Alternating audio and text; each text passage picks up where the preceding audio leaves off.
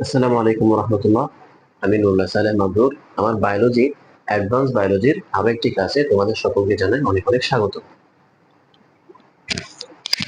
আজকের ক্লাসে আমরা মূলত শ্বসনের শারীরবৃত্ত নিয়ে কথা বলবো। অর্থাৎ শ্বসন ও শ্বাসক্রিয়ার যে চ্যাপ্টারটা, ওটার মধ্যে একটা গুরুত্বপূর্ণ অংশ হচ্ছে শ্বসনের শারীরবৃত্ত। অর্থাৎ শারীরবৃত্তীয় ভাবে আমাদের যে অক্সিজেন এবং কার্বন ডাইঅক্সাইডের আদান প্রদান, অক্সিজেন এবং কার্বন ডাইঅক্সাইডের আদান প্রদান, এই জিনিসগুলো আসলে এই যে অক্সিজেন এবং কার্বন ডাইঅক্সাইড, অক্সিজেন এবং কার্বন ডাইঅক্সাইডের যে আদান প্রদান, এই যে আদান প্রদান আসলে কিভাবে ঘটে, এই জিনিসগুলো আমরা এখন দেখব। আমাদের শরীরের মধ্যে শ্বসন শ্বসন প্রধানত দুই প্রকার। শ্বসন প্রধানত দুই প্রকার। একটা হচ্ছে বহিঃশ্বসন, আর একটা হচ্ছে অন্তঃশ্বসন। একটা হচ্ছে বহিঃশ্বসন, আর একটা হচ্ছে অন্তঃশ্বসন। আমরা জানি বহি মানে হচ্ছে বাহিরে, আর অন্ত মানে হচ্ছে ভেতরে। নরমালি সাধারণত শরীরের বাহিরে যে সমস্ত শ্বসন ঘটে, নরমালি বোঝানোর জন্য বলতেছি, শরীরের বাহিরে, দেহের বাহিরে, বাহিরে আর দেহের ভেতরে। দেহের বাহিরে যে শ্বসনগুলো ঘটে সেটা হচ্ছে বহিঃশ্বসন, আর দেহের ভেতরে যে শ্বসন ঘটে সেটা হচ্ছে অন্তঃশ্বসন। এখন দেখো,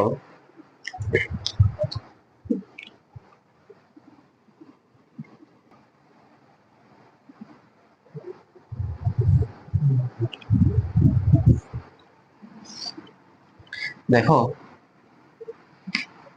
এই যে শ্বসন দুই প্রকার। আমরা কি বললাম? বহিঃশ্বসন মানে হচ্ছে দেহের বাহিরে যেটা সংঘটিত হয় সেটা, আর অন্তঃশ্বসন মানে হচ্ছে দেহের ভেতরে যে শ্বসনটা সংঘটিত হয় সেটা। এখন দেহের বাহিরে বললে কিন্তু হবে না, দেহের বাহিরে বললেই কিন্তু হবে না। এটার মধ্যে, কথার মধ্যে দেহের বাহিরে এবং ভেতরে বলাতে কথার মধ্যে কিন্তু পরিপূর্ণতা নাই।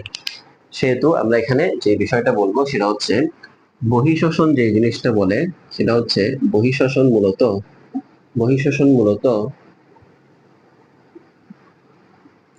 রক্তের সাথে পরিবেশের যে আন্তঃক্রিয়া সেটাকে বলা হয়। প্রধানত রক্তের সাথে পরিবেশ, পরিবেশ এবং রক্তের মধ্যে যে মিথস্ক্রিয়া সেটাকে বলা হয় বহিঃশ্বসন। এখন এটা কিভাবে ঘটে? দেখো, আমরা জানি পরিবেশ থেকে অক্সিজেন আমরা গ্রহণ করি। পরিবেশ থেকে, পরিবেশ থেকে যদি একটা অক্সিজেন আসে, সেই অক্সিজেনটা আমরা গ্রহণ করার ফলে সেটা ফুসফুসে গিয়ে পরিশোধিত হয়ে সেখান থেকে রক্তে যায় একসময়। এরপর রক্ত থেকে যদি কার্বন ডাইঅক্সাইড রক্তের মধ্যে, অর্থাৎ ফুসফুস হয়ে, ফুসফুস থেকে রক্তে যায়, রক্তের মধ্যে পরিশোধিত হয়ে কার্বন ডাইঅক্সাইডে পরিণত হয়, অক্সিজেন শোষিত হয় এবং কার্বন ডাইঅক্সাইড থেকে,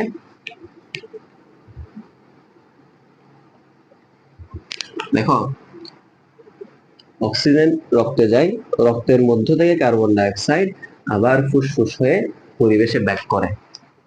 এই যে পরিবেশ থেকে অক্সিজেন এসে এক পর্যায়ে রক্তে যায় এবং রক্ত থেকে মূলত কার্বন ডাইঅক্সাইড বের হয়ে পরিবেশ থেকে একেবারে পরিবেশে যায়। তার মানে আমরা জানি কার্বন ডাইঅক্সাইড এবং অক্সিজেন এই দুইটা জিনিস রক্তের মাধ্যমে পরিবাহিত হয়।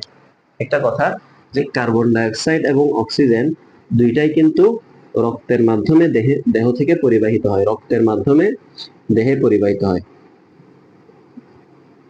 রক্তের মাধ্যমে দেহে পরিবাহিত হয়, দেহে প্রবাহিত হয় রক্তের মাধ্যমে। এখন পরিবেশ থেকে অক্সিজেন আসার পরে রক্ত সেই অক্সিজেনটাকে দেহের মধ্যে প্রবাহিত করে, এবং কার্বন ডাইঅক্সাইডও যেহেতু রক্তের মধ্যে থাকে, ওই কার্বন ডাইঅক্সাইড যুক্ত রক্ত আস্তে আস্তে ফুসফুসে গিয়ে ফুসফুস হয়ে কার্বন ডাইঅক্সাইড পরিবেশের মধ্যে চলে যায়।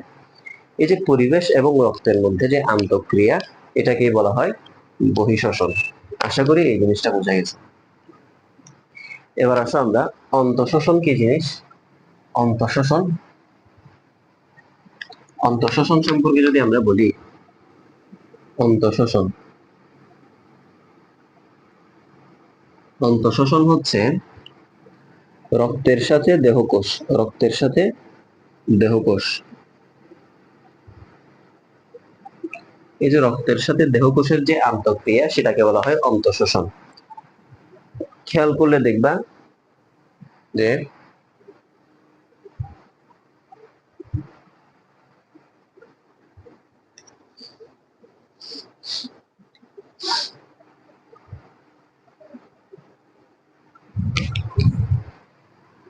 এই যে রক্তের মধ্যে যে অক্সিজেন থাকে, এই অক্সিজেনযুক্ত রক্ত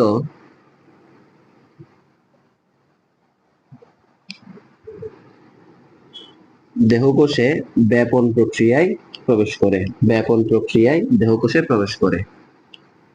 দেহকোষে ব্যাপন প্রক্রিয়ায় প্রবেশ করে।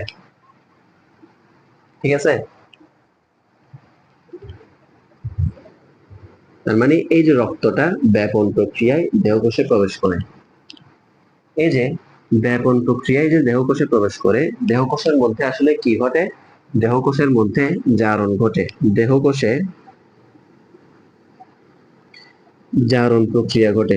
জারণ প্রক্রিয়ায় অক্সিজেন ব্যবহৃত হয়। যে অক্সিজেনটা আমরা পাইলাম, সে অক্সিজেনটা জারণ প্রক্রিয়ায় ব্যবহৃত হয়ে কার্বন ডাই অক্সাইড উৎপন্ন হয়। এই যে উৎপন্ন কার্বন ডাই অক্সাইড আবার ব্যাপন প্রক্রিয়ায় রক্তে প্রবেশ করে। তার মানে আমরা বুঝতে পারলাম যে অক্সিজেনটা অক্সিজেনটা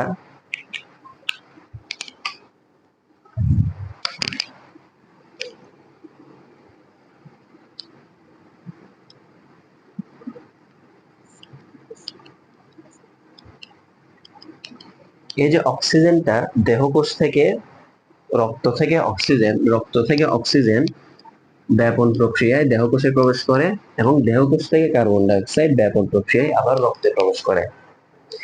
এই যে দুইটার যে মিথস্ক্রিয়া, দেহকোষ এবং রক্তের মধ্যে যে একটা সম্পর্ক, এটাকে বলা হয় অন্তঃশোষণ। তার মানে বিষয়টা খুব সহজ।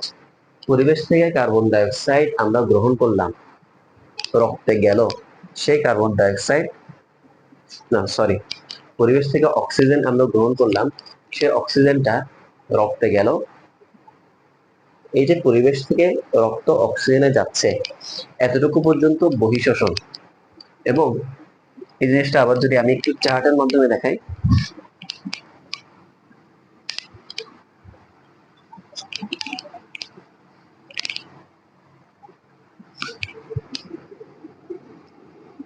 পরিবেশ থেকে অক্সিজেন যাচ্ছে কোথায়? রক্তে। এরপর রক্ত থেকে অক্সিজেন আবার কোথায় যাচ্ছে? দেহকোষে। এখানে এই দুইটা প্রক্রিয়ার মধ্যে এই প্রক্রিয়াটা হচ্ছে বহিঃশ্বসন। আর এটা হচ্ছে অন্তঃশোষণ।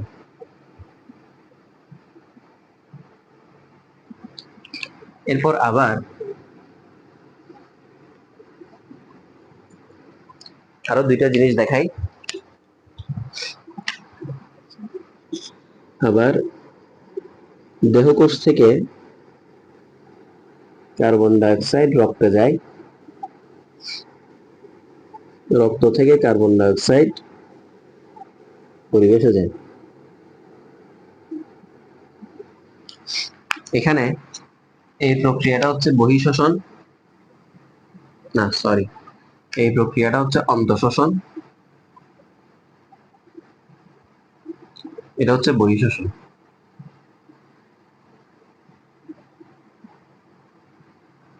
দেখো এই যে প্রক্রিয়া গুলো, চারটা প্রক্রিয়া আমি যে বললাম, এই চারটা প্রক্রিয়ার মধ্যে সাধারণত এরকমই ঘটে। পরিবেশ থেকে অক্সিজেন রক্তে যায়, সে রক্ত থেকে অক্সিজেন দেহকোষে যায় এবং দেহকোষ থেকে কার্বন ডাই অক্সাইড রক্তে যায় এবং রক্ত থেকে কার্বন ডাই অক্সাইড পরিবেশে যায়। এই যে প্রক্রিয়ার মধ্যে প্রথম প্রক্রিয়াটা হচ্ছে বহিঃশ্বসন, দ্বিতীয় প্রক্রিয়াটা হচ্ছে অন্তঃশোষণ, তৃতীয় প্রক্রিয়াটা আবার অন্তঃশোষণ, এরপরে চতুর্থ প্রক্রিয়াটা বহিঃশ্বসন। এভাবে আমরা বুঝতে পারি। তার মানে তোমাকে দেখে বুঝতে হবে। আমি যদি বলি দেহকোষ থেকে রক্তে যাচ্ছে, এটা কি? এটা অন্তঃশোষণ।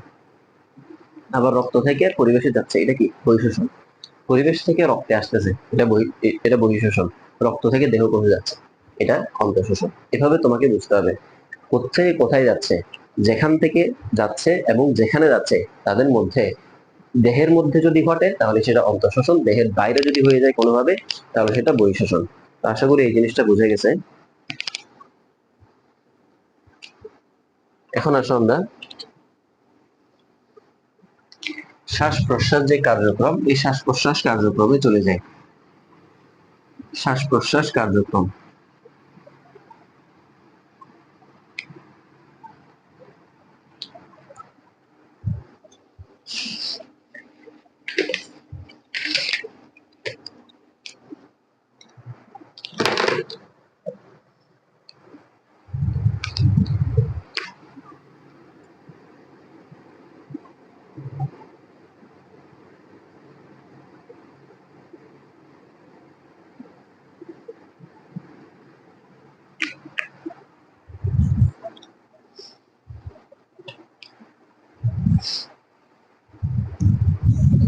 এই শ্বাস প্রশ্বাস কার্যক্রম দুই ধরনের। শ্বাস প্রশ্বাস কার্যক্রম দুই ধরনের, একটা হচ্ছে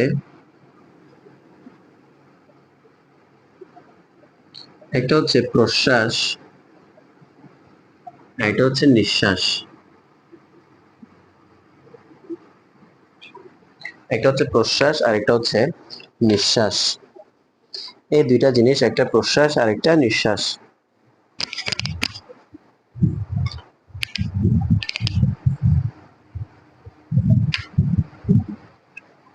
এই প্রশ্বাস মানে হচ্ছে শ্বাস গ্রহণ বা ইন্সপিরেশন, শ্বাস গ্রহণ বা ইন্সপিরেশন, ইন্সপিরেশন।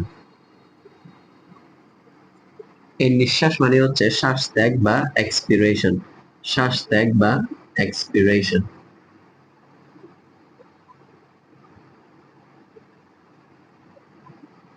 তার মানে একটা হচ্ছে প্রশ্বাস আর একটা হচ্ছে নিঃশ্বাস। প্রশ্বাস মানে হচ্ছে শ্বাস গ্রহণ বা ইন্সপিরেশন, নিঃশ্বাস মানে হচ্ছে শ্বাস ত্যাগ বা এক্সপিরেশন। সাধারণত আমরা পরিবেশ থেকে অক্সিজেন যে আমরা গ্রহণ করি, অক্সিজেন দেহের মধ্যে যায়, এই যে এই জিনিসটাকে বলা হয় প্রশ্বাস বা শ্বাস গ্রহণ বা ইন্সপিরেশন। এবং দেহ থেকে কার্বন ডাই অক্সাইড পরিবেশে যাওয়া, এই জিনিসটাকে বলা হয় নিঃশ্বাস বা এক্সপিরেশন বা শ্বাস ত্যাগ। আশা করি এই জিনিসটা কেন কিভাবে সেটা বোঝা গেছে। এবার আসো আমরা বিস্তারিত আলোচনায় চলে যাই।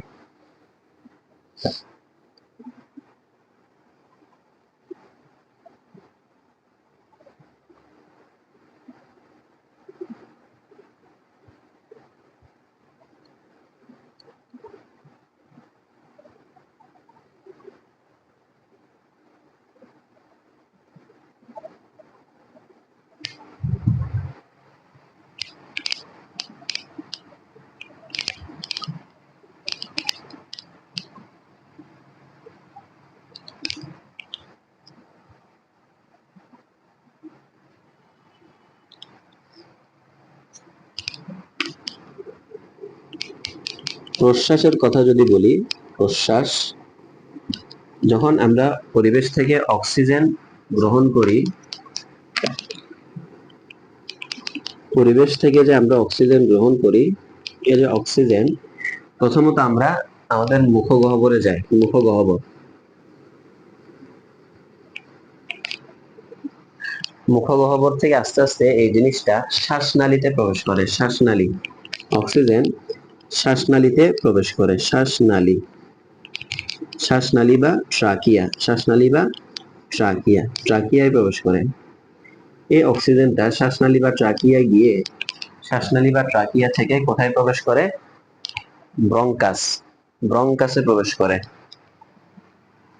ব্রঙ্কাসে প্রবেশ করে, ব্রঙ্কাস, ব্রঙ্কাসে প্রবেশ করে। এই অক্সিজেনটা ব্রঙ্কাসে প্রবেশ করে।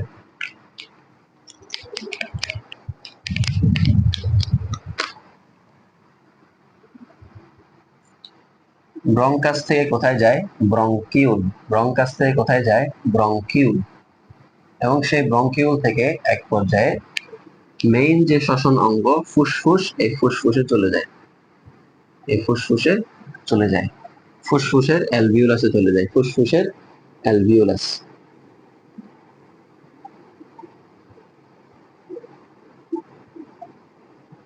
অ্যালভিওলাই, অ্যালভিওলাই চলে যায়।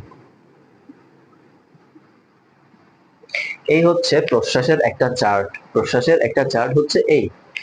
এখন দেখো এই প্রশ্বাসটা যখন ফুসফুসে চলে যায়, ফুসফুসের মধ্যে এক ধরনের ক্রিয়া ঘটে, সেই ক্রিয়াগুলো কি কি সেটা আমি যদি একটু বলি। ফুসফুসে যখন চলে যায় তখন এখানে দুই ধরনের পেশির ক্রিয়া করে, দুই ধরনের পেশি কাজ করে, দুই ধরনের পেশি।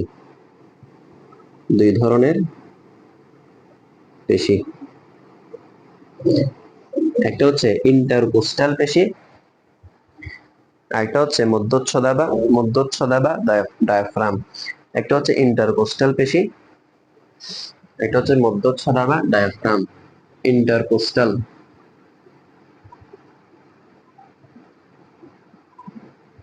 ইন্টারকোস্টাল পেশি, একটা হচ্ছে মধ্যচ্ছদা বা ডায়াফ্রাম, মধ্যচ্ছদা বা ডায়াফ্রাম।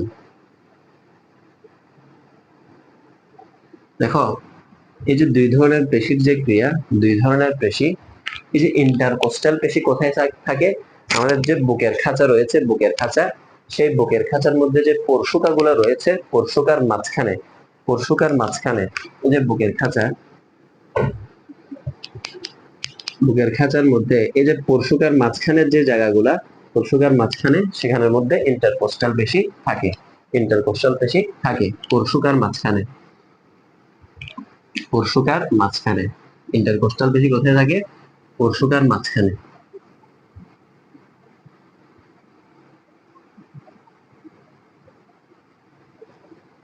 ইন্টারকোস্টাল পেশি থাকে।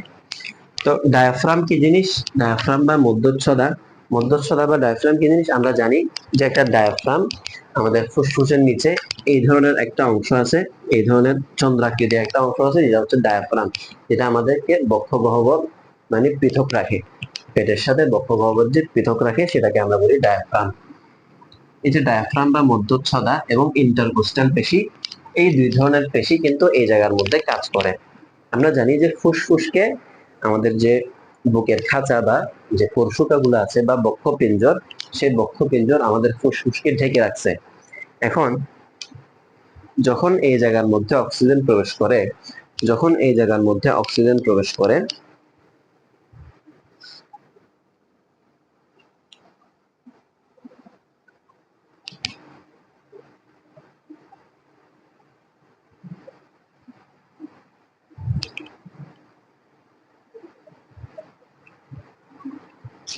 একটু চিত্রের মাধ্যমে দেখাতে হবে মনে হয়।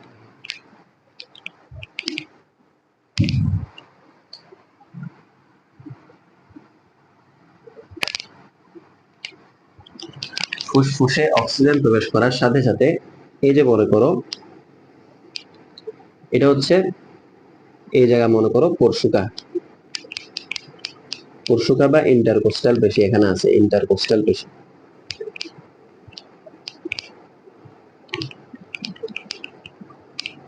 এটা হচ্ছে ডায়াফ্রাম।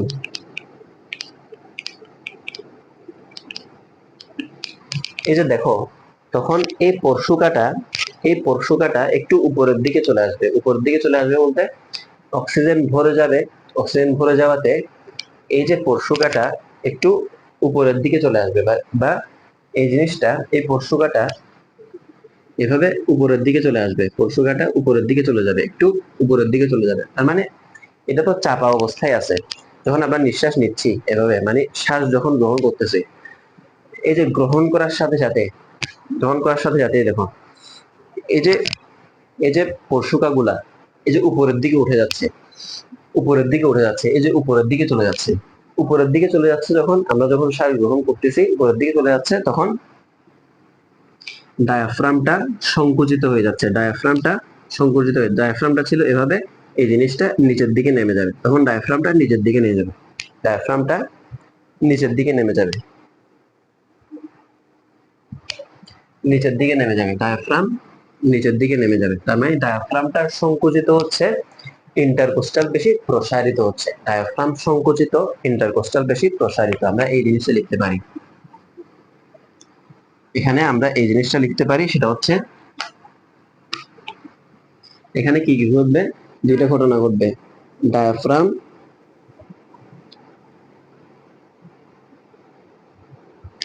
সংকোচন এবং দ্বিতীয় ঘটনা হচ্ছে ইন্টারকোস্টাল পেশির প্রসারণ। ইন্টারকোস্টাল পেশি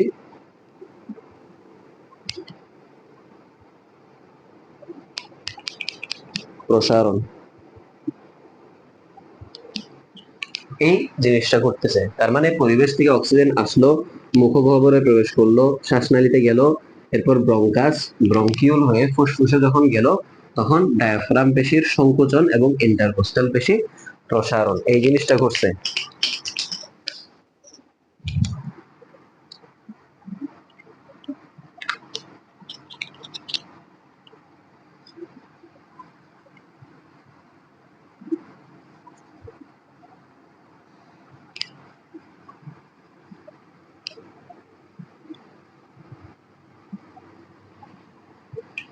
এরপর আমরা আসি এই জায়গার মধ্যে, আমরা লিখব নিঃশ্বাস। যখন নিঃশ্বাস নিচ্ছি আমরা, যখন আমরা নিঃশ্বাস ছাড়তেছি, আমরা তো শ্বাস গ্রহণ দেখলাম, হবে শ্বাস ত্যাগ বা নিঃশ্বাস, শ্বাস ত্যাগ বা নিঃশ্বাস, শ্বাস ত্যাগ বা নিঃশ্বাস। তখন এখানে ফুসফুস, ফুসফুসটা কি করবে, ফুসফুস থেকে কার্বন ডাইঅক্সাইড, কার্বন ডাইঅক্সাইড ব্রঙ্কিউলে যাবে, ব্রঙ্কিউলে যাবে, ব্রঙ্কিউল থেকে কার্বন ডাইঅক্সাইড ব্রঙ্কাসে যাবে, ব্রঙ্কাস থেকে কার্বন ডাইঅক্সাইড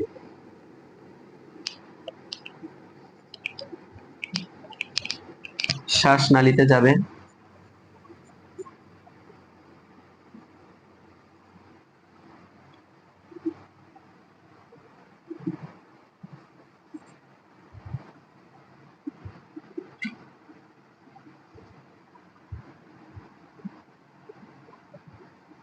শ্বাসনালী থেকে কার্বন ডাইঅক্সাইড কোথায় যাবে, শ্বাসনালী বা ট্রাকিয়া, শ্বাসনালী বা ট্রাকিয়া, মুখগহ্বর হয়ে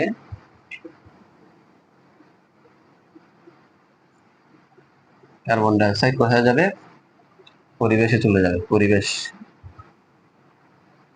এই যে পরিবেশে চলে গেল।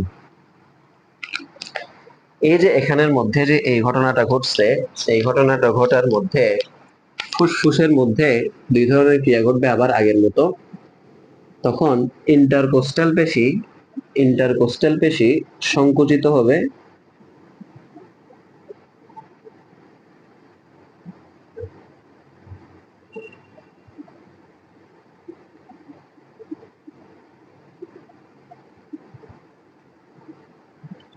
ডায়াফ্রাম বা মধ্যচ্ছদা প্রসারিত হবে, ডায়াফ্রাম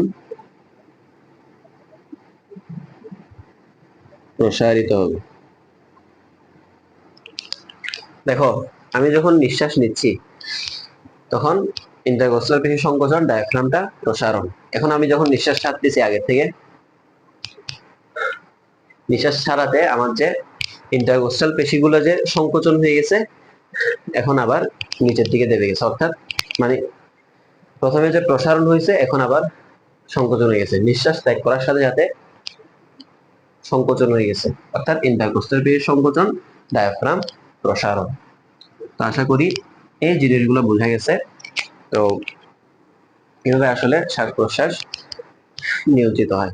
তো আশা করি এই ক্লাসটা বোঝা গেছে। পরবর্তী ক্লাসের আগ পর্যন্ত সবাই ভালো থাকবে এবং সুস্থ থাকবে। আসসালামু আলাইকুম ওয়া রাহমাতুল্লাহি ওয়া বারাকাতুহু।